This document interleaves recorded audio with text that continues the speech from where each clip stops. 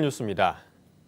교계 기독교 교육단체의 설문조사 결과 고등학생 10명 중 7명이 주말에도 학원을 다니는 것으로 드러났습니다.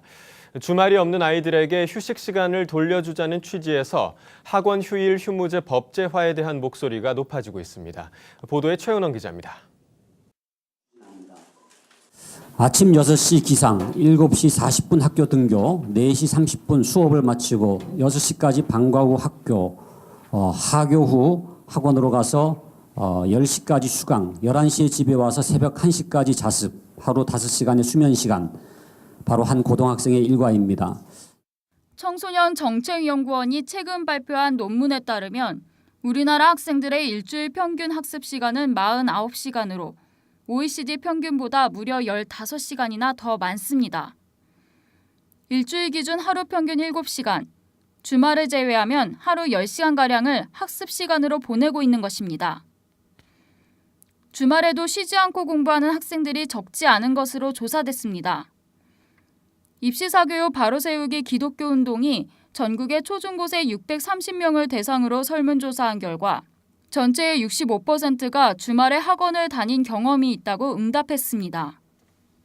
주말 사교육 비중은 초등학생 17%, 중학생 44%, 고등학생 75%로 학년이 높아질수록 크게 증가했습니다. 기독교 교육단체인 입시사교육 바로세우기 기독교 운동은 지난 31일 기자회견을 열고 학원 휴일 휴무제 법제화를 촉구하는 성명을 발표했습니다.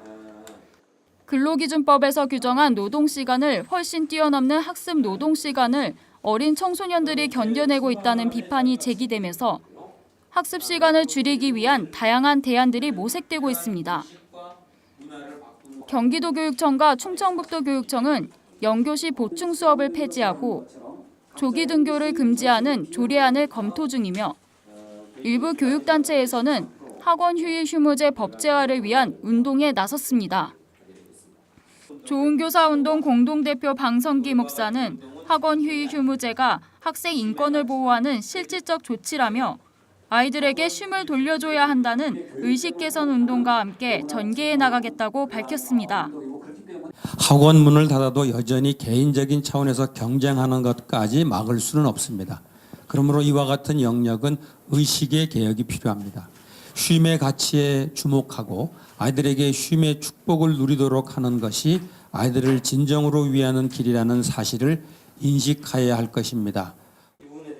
입사기 운동은 국민의식 개선 운동으로 주말에는 가족과 주일에는 교회로라는 캠페인을 펼칠 예정이며 토론회와 지역순회 강연회, 캠페인 배지 보급 등 다양한 활동을 계획하고 있습니다. 학원 휴일 휴무제가 주말 없는 일주일을 보내고 있는 우리 아이들에게 최소한의 휴식을 보장하는 정책이 될 수 있을지 귀추가 주목됩니다. CCTV 뉴스 최은원입니다.